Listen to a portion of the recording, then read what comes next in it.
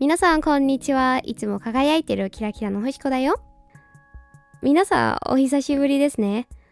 お久しぶりっていうか、私はチャンネルで動画投稿してるんだけど、ただ私とヨーハンが皆さんに、日本語フレーズを教えてる動画だけ投稿してましたので、こんな感じでね、私が一人ポッドキャストをやってる動画はあまり載せられませんでした。大変お待たせいたしました。申し訳ありません。で、今日はまたポッドキャストやりました。よろしくお願いします。はい、皆さんミャンマーは最近すごく暑いので、油断せずにお体に気をつけてください。あともう1ヶ月ぐらいでGRPT 試験だから、お勉強も頑張ってください。応援してます。って言っても私も GRPT 受けます。お互いに頑張りましょう。今日はですね、皆さんのお勉強に役に立てることについて、お話をさせていただきますね。もちろん気楽に簡単な日本語でお話をしますので、最後まで見てください皆さん。日本語の勉強について私の思いを言いますが、皆さん勉強したくない時とかあったらこれ聞いてくださいよ。聞いたら皆さんで何？なんで言ったって思いますよね。勉強したくないというより、テキストで勉強するのはもうつまらないですよ。もっと楽しく勉強したいなと思ってる人が多いと思います。確か私もその一人ですよ。もちろん基本的な言語知識を得るためにはそのテキストはぴったりです。でも実際に言語スキルを身につけるため、勉強した日本語を実際に使えるようになるためにはいくつかのコツがありますよ。まず勉強を楽しむためには目標が必要ですね。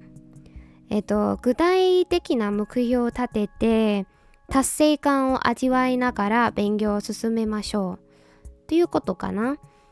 皆さんそもそも達成感って何かわかりますか？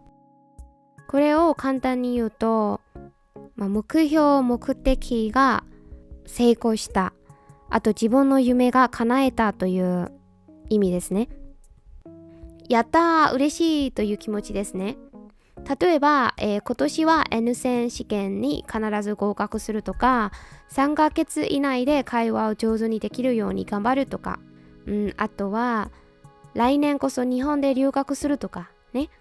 小さな目標から始めて徐々に大きな目標に向かって進んでいくことで、勉強はもっと面白くなりますよ。勉強するときはテキストだけでなく自分に合ったものを探して勉強してみてください。映像や音声を使った教材を取り入れることで、もっと身近に言語を感じることができますよね皆さん。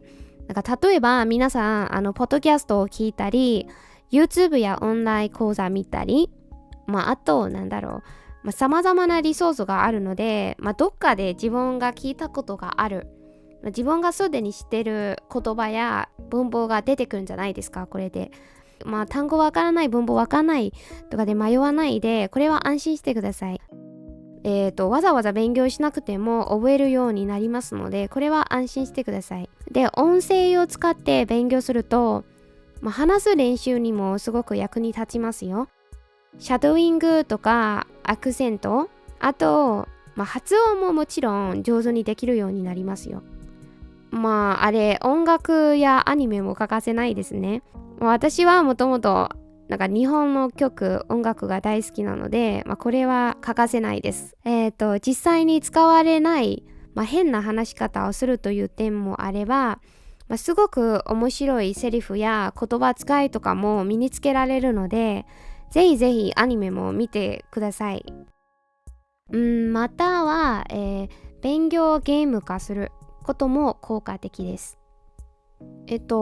勉強をゲーム化するって何ですかっていうと、勉強をゲームしてるように楽しむということですね。言語学習アプリやクイズなど楽しみながら学ぶことができますね。なんかモチベーションも上がりますよね、これって。なんかゲーム楽しい、もっと勉強したいなという気持ちになりますよ。ちなみに私、皆さんのためにクイズやフラッシュカードなどの教材やその YouTube チャンネルの紹介とかもしましたので、まだわからない人はぜひぜひチェックしてみてくださいね。もう一つはですね、ニュースや記事で勉強することですよ。皆さんでなんか日常会話ぐらいできたら、なんかそこでやめるっていうわけじゃなくて、なんか身の回りの出来事とかについても話せるためには、簡単なニュースアプリとかもしておいた方がいいと思いますよ。皆さんの中でよく流行ってるニュースアプリとかも、あるんじゃないですかね。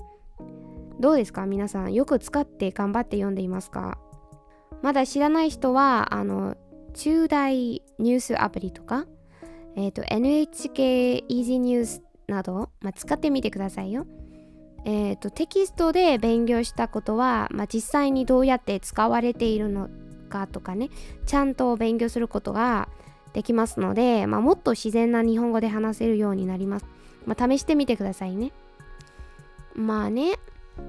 あと、友達作りたいとか、他の国の日本語学習者の皆さんと話したいという人がいれば、これらのアプリ知ってますかね皆さん。私はあまり使ってないんですけれども、すごく日本語上手な、外国人とも話せますよね。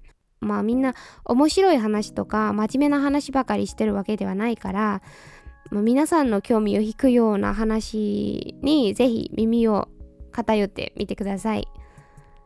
これぐらいかな。私は日本語を話すのが怖いのでとか、日本語はまだまだなので話したくないで他の人の話を聞きたいという人にも、ぴったりですよ。内容的に面白い話とかもなかなか出てくるので。